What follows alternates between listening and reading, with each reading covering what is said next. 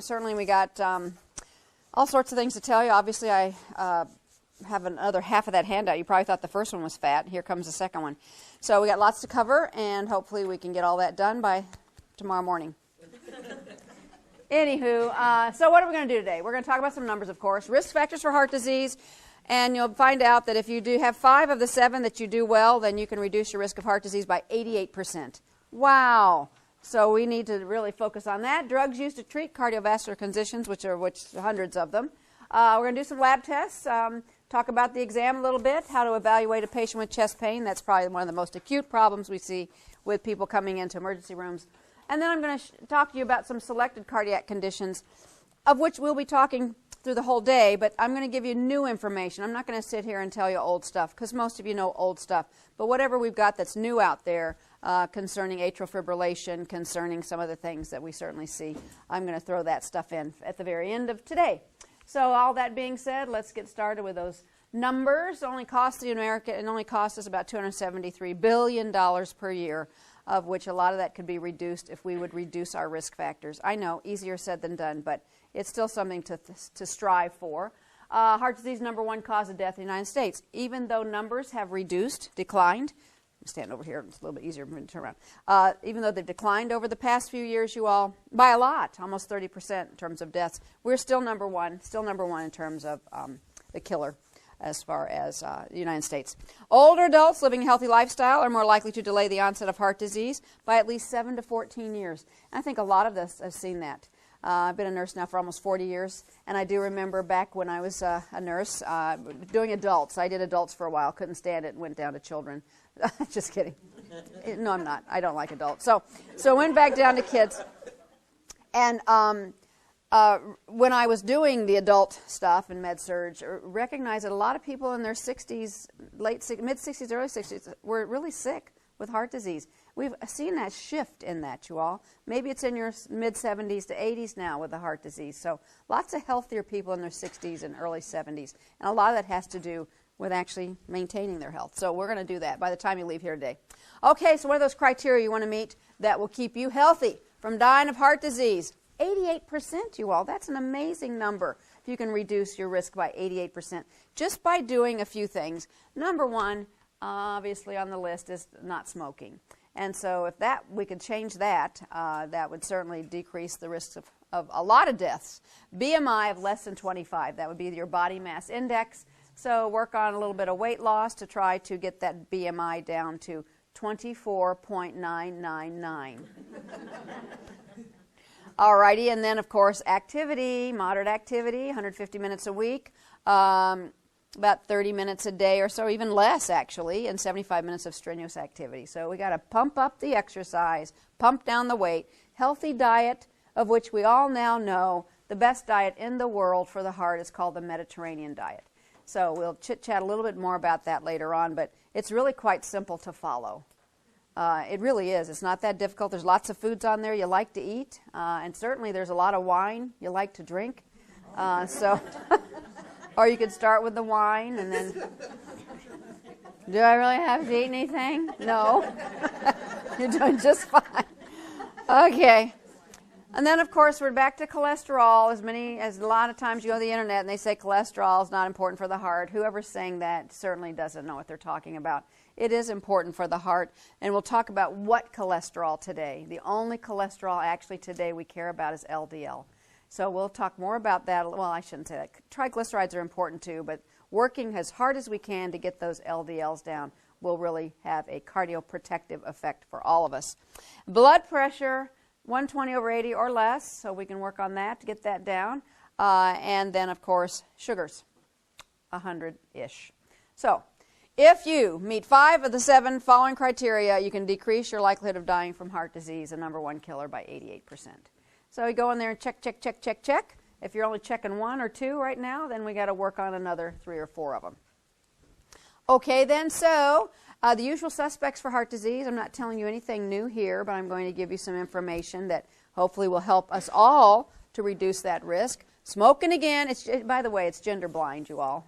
If you're a woman who smokes or a man who smokes, you have a risk for heart disease. So hypercholesterolemia, of which LDL cholesterol is the most important, asterisk, asterisk, asterisk.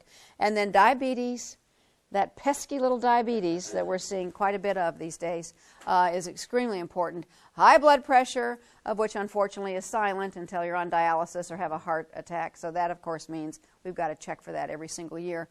And then the lack of exercise are the major controllable risk factors. These are things we can control. The ones you can't control are age, gender, and family history. Nothing you can do about those. We're all getting older. We all have the genes you were given and born with. And then last but not least, well, you can change your gender. Not that there's anything wrong with that, but it's a fairly drastic change. So, alrighty then, here's your age and gender. Women have the onset of heart disease an average of 10 years later than men. Average of 10 years later, which means we have some kind of cardioprotection. And their first heart attack or myocardial infarction about 20 years later than men. So here you are celebrating your 75th birthday with all of your girlfriends in the nursing home. And one little nerdy doctor back here trying to butt in. And here's your husband on his 65th. 60th. Party's over. All righty then. So, make sure you got a nice insurance policy on it. Okay, so why? You know, it's a good old thank the Lord for your ovaries. I'm telling you, there are many reasons to do that, and one of which, your ovaries prior to menopause protect your heart. But that protection is not just until 51.3 plus or minus 2.7 when the ovaries die. It also gives you another decade, up to maybe even 15 years of cardio protection. So when our ovaries die, which is generally right around 51, you all, there's, variations on the theme there, but we usually get 10 to 15 more year protection. That's why our onset of heart disease can turn to be around 65, and then the first heart attack around 70 to 75. So even though your ovaries are dead, they still give you a lasting legacy, at least as far as the heart is concerned. So hormone replacement therapy after menopause is not protective of your heart. It has other benefits, but you never prescribe it for cardio protection. And you never prescribe hormone therapy for somebody who already has established heart disease, because that can increase the risk of thrombosis, and of course that means perhaps a stroke or heart attack. So when everybody says to me, Barb, should I take hormone therapy? There's always questions and caveats. My answer unequivocally is yes, you should take it, but there are some things we have to ask you first. So, and I don't even know if for the first couple years this low dose hormone would hurt, especially in your early 50s. When do you want hormone therapy? It's not when you're 72. I mean, you could do it because it still protects your bones, but what I'm saying is when people are really having the trouble with the symptoms of estrogen going up and down, and then finally flatlining, you are having those hot flashes, and you're having sleep problems and all sorts of problems with vasomotor dysfunction and a vagina that's as dry as a Mojave Desert. I mean, you just have all this awful symptoms. That's when people say, I want my estrogen. Do you truly need to take it until you're 100 years old? Probably not. So what we're saying right now is that giving hormone therapy right around 50 is actually very beneficial to women. But what should we do when they're 62, 65, 68, 69, 70? Is it truly going to help any kind of longevity? So that's the big question. But the newest research at the moment is give it to them at 50 when they really are having the trouble. Keep them on it 3 or 4 or 5 years and then reevaluate. That's what's new out there right now with hormone replacement. Now, if you have active breast cancer, we're not going to give you hormone therapy. Duh. If you've got uterine cancer, you're not going to get any type of hormone therapy. And if you've just had a heart attack, you're not going to get it either. So there are certainly caveats. If you have clotted on a birth control pill when you were in your 20s, we're probably not going to give you hormone therapy either. So there's a little list there, check, check, check, check, check, whether or not we would give it. But most women can qualify for it. All right, on that note then, prior to menopause, what else helps us, you all? Our periods. Believe it or not, every month when you went, oh, God, here it is again. Or, hallelujah, I'm not pregnant. Woo! Woo-hoo! Thank God for my period this month. Okay, so mixed feelings every month, but actually losing blood every month protects your heart. So the reason is because our iron stores, when you bleed, what do you lose? Iron. So, you know, your red blood cells are full of iron. So hence, women prior to menopause have 50% less iron stores than men do. 50%. So when we do serum ferritin and total iron binding capacity and total serum iron, women are always lower. That's why women are always more at risk for iron deficiency anemia than men prior to menopause. Okay, so if you have less iron, then your heart is protected because high iron acts as an oxidant. And that's a bad word in the world of medicine. If you oxidate something, you turn it into rust, so to speak. So iron acts as an oxidant on LDL cholesterol, and that puts the cholesterol into the walls of the arteries. So hence why we see men have an earlier onset of heart disease, because their iron levels are higher. We also see people with an iron storage disease have a higher risk of heart disease. It's called hemochromatosis. But women's risk doesn't really increase until they reach menopause, and then they have an earlier onset of heart disease because of their iron stores are higher. Very interesting, this whole iron connection. So what should you do with your husbands every month to protect them? Leech them. Or just a small cut in the jugular vein. Just a little drainage. Not for long, honey. Don't worry. I won't fill the bucket. So yeah, giving blood, there's really never been a study that shows this longitudinally, but most likely just by your husbands giving blood once every month or two would actually probably benefit them by lowering their iron stores. Okay, then once we stop menstruating, which is usually a hallelujah celebration, iron levels start to do what? Creep up. So not only do we lose the hormone protection over those years postmenopausally, we also start seeing our iron levels creep up, and that means our LDL also creeps up because estrogen helps keep our LDL down. So now you got LDL going up, the iron going up, and you're packing your arteries over the next 10 to 15 years for that first heart attack. Okay, so we're all kind of happy we have ovaries for lots of reasons. Now, interestingly, let's go back, just a quickie. Back in the days before we had all these fancy drugs to inhibit the hypothalamus pituitary testicular axis, when men got prostate cancer, what did we give them to treat their prostate cancer? Do you remember? We gave them estrogen. So we wanted to change that manly environment to stop the stimulation of the prostate gland. And we gave them the strongest estrogen we had available 20 or 30 years ago, and that was called diethylstilbestrol. But the fascinating part was when we gave men the estrogen to lower their prostate growth of cancer, they didn't die from prostate cancer because it actually did work. Changed the hormonal environment in the man, and it stopped the growth of the prostate cancer. But it accelerated atherosclerosis, and they all died of heart disease. So estrogen in a man acts completely different than estrogen in a woman. So in a man, it packs the arteries. In a woman, it protects us. So what's good for the goose is not good for the gander in terms of hormones. Plus, most of your husbands wouldn't say, I'll take estrogen to protect my heart. Changes those hormones just a tad.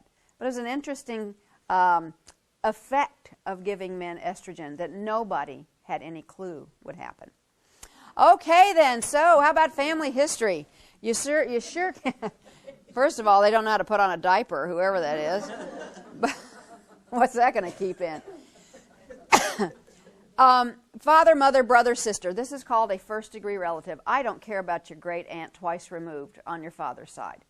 We're looking at first-degree relatives here that have early onset heart disease. So, father, mother, brother, sister who developed clinical coronary artery disease at age younger than 45 to 55 for males and age younger than 55 to 60 for females. So we consider that early onset.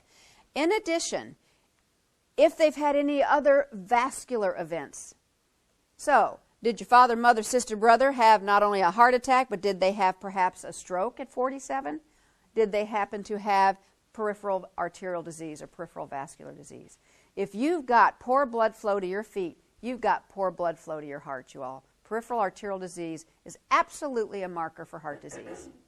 So, and I got peripheral arterial disease, well, then we're going to check your heart and heartbeat, so to speak.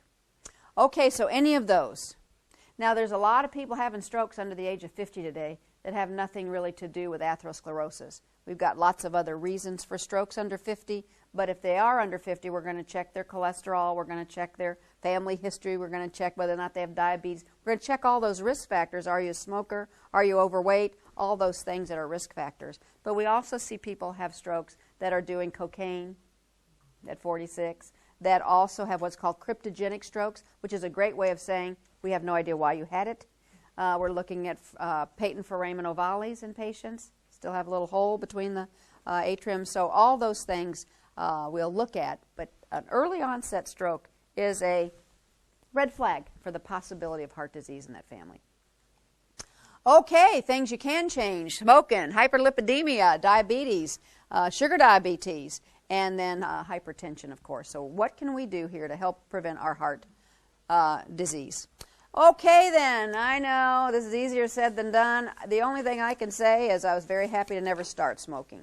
And I think that's the biggest concern because it's one of the toughest things to stop, you all. It's highly addictive.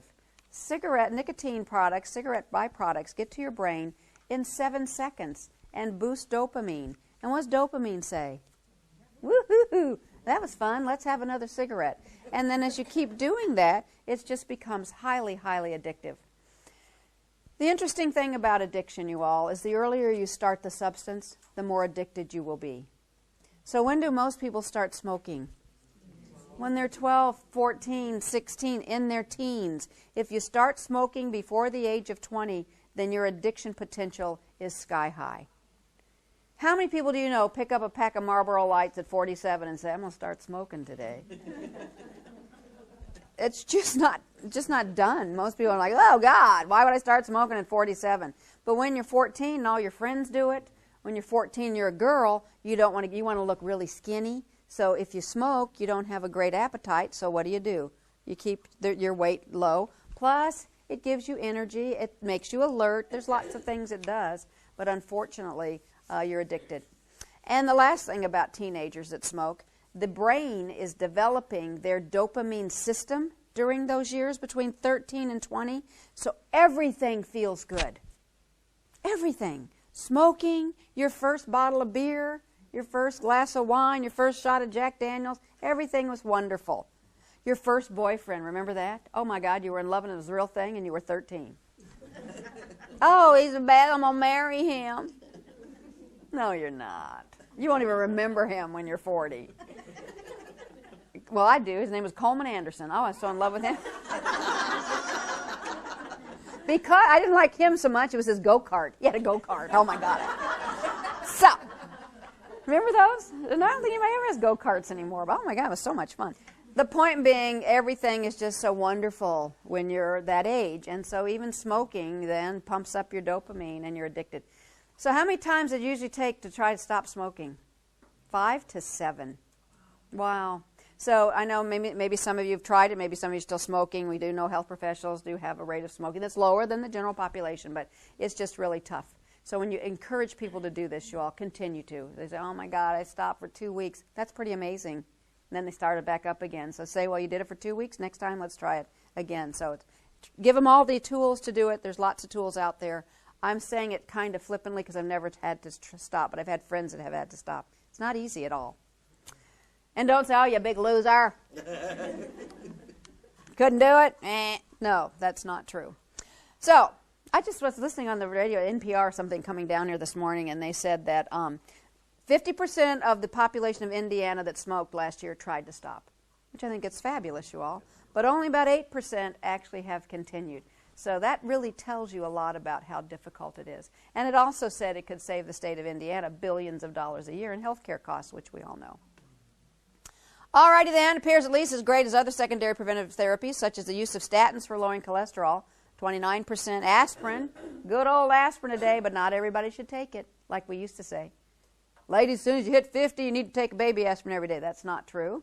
Beta blockers, ACE inhibitors, all these have received a lot of attention over the years for heart disease prevention, but smoking actually looks a little bit better than the rest of them. All righty then, women who smoke have their first heart attack 20 years earlier than women who don't smoke. So if women have their first heart attack at 72, when would you have your first heart attack if you're a smoker? 52. So in your late 40s, early 50s, we certainly see cut that back 20 years. Also, as many of you know, smoking accelerates aging, and she's only 29. So I think that's one way I get teenagers to think about smoking. They could care less if you showed them dead lungs, dead feet, and dead hearts because they're only 14. Does that really make a difference to a 14-year-old? Heck no. But when you show them, and actually there are computer programs today to show them how fast they will age if they start smoking at 15. And literally, they don't look this bad. She really is probably about 35. But the point being is that it's truly one of the most, that and sunlight are the two most accelerants in terms of aging. So, alrighty then. So let's talk. When should I quit smoking? Honestly, should I think about it on my 100th birthday? No.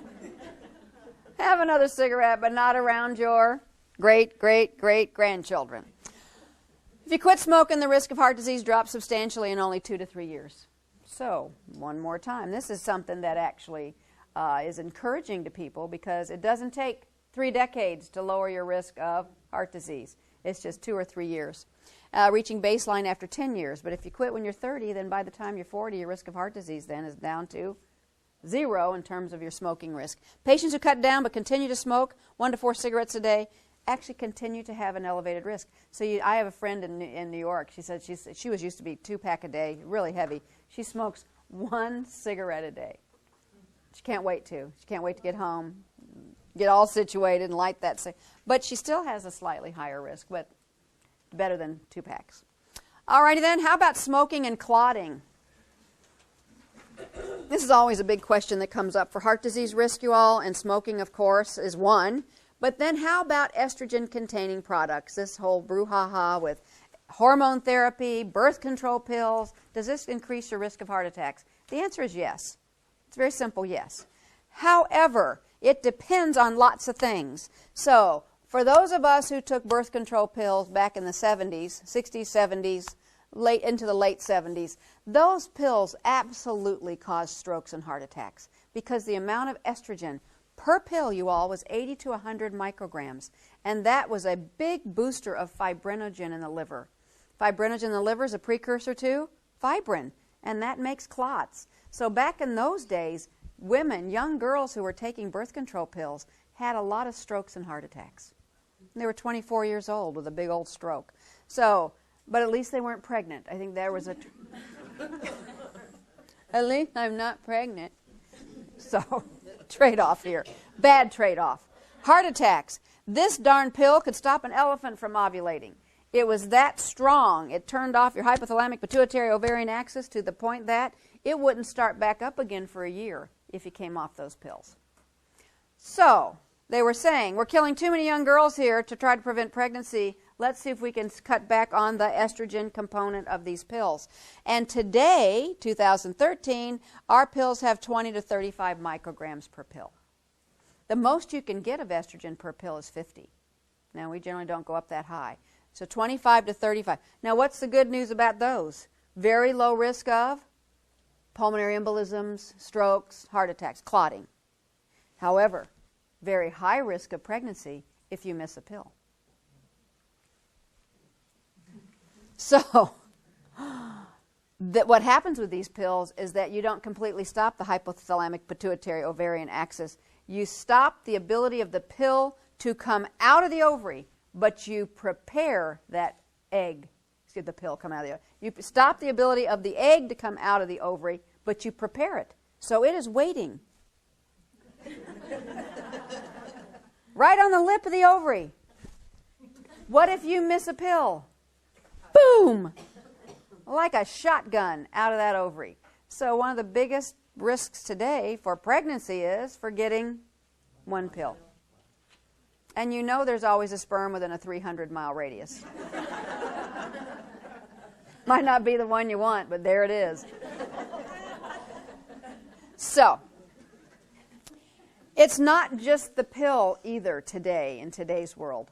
The other big role that we see is weight. So if you're also overweight and you're on birth control pills, this increases the risk. Why?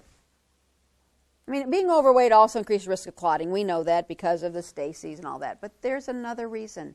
When you have a lot of extra adipose tissue, you are actually making more estrogen because fat tissue makes estrogen. So you have higher circulating estrogen if you have more adipose tissue.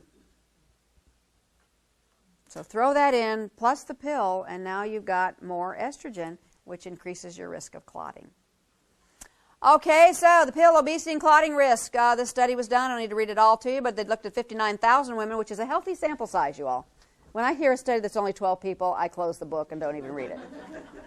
So, with almost 60,000 women looking at heart health in women using oral contraceptives, for every 100,000 years of pill taking, 44 women had blood clots in the placebo group. Okay, so just because you're a woman, just because you're in the study, you had a clot, 44 of you. But for every 100,000 years of pill taking, 90 women had blood clots, which of course doubles that risk, twice as high as the women in the placebo group. But then, when you add, and that's a big but, when the study looked specifically at women with a BMI over 30, the number skyrocketed to 230 cases per 100,000 women. So that's a huge, obviously huge difference, and very significant difference in terms of pills. So we really have to think about, should we use birth control pills in women who have a BMI over 30? Is that something that would be a high risk for heart disease or heart attacks? The answer is absolutely yes. And you have to think about perhaps doing something else. The other thing is drospirenone in oral contraceptives. This is a type of progesterone in the oral contraceptives. FDA warning now, black box warning, saying if this is part of the oral contraceptive, then this also has a higher risk of thromboembolism than the birth control pills containing other progestins. So would you ever use a drospirenone oral contraceptive in a woman who had a BMI greater than 30? That would be dumb, because now you've added another factor there. Controversial warnings. All CHCs increase the risk, yes, but this one really looks like it increases it higher. That's Yaz, Yasmin, Biaz. What's Biaz? That's the one that has folic acid in it. Vitamin B9. So they added some folic acid to that birth control pill to prevent the spina bifida. Yeah. But you might not live long enough to give birth to that baby if you have big blood clots. So these are the ones that have the clots. I've not heard of this one, but I have certainly heard of Yasmin, Biaz, and Yaz. Okay, then. So the other, and then of course you say, well, Barb, the clotting risk during pregnancy is higher than non-pregnancy, which is true, you all. When you're pregnant, there's a much higher clotting risk. Okay, then, so use an IUD. Those are the folks that need to have. I'm telling you, this is so funny. When I saw this, she got out of that Bentley at the royal wedding with an IUD on her head. I just thought I was going to die. Absolutely. Anyway, so comparison then of the risk of levogestanol. These are the comparisons. You can read these later. But the ones with drospirenone, you all, 30.8 per 100,000 women versus levonorgestrel, which is 12.5. I don't know who's working in women's health in here today, but if you are, these are statistics that are important when you're talking to young girls about birth control pills. When you're looking at their family history, doing all that kind of stuff, you certainly don't want them to get pills that are higher in clotting. Okay, then, so how about HRT? We've already told you this, but I wanted to give you the actual source of this. This is a big, huge woman's, a female doctor here in the Cleveland Clinic, you all. She's the bottom line here when we talk to experts about women's health and estrogen. And she just says, no, no, no, no. This is just not something we're going to do, give it to women. Especially with a history of heart disease or for the prevention of heart disease, which we've already talked about, but that's something you need to also understand.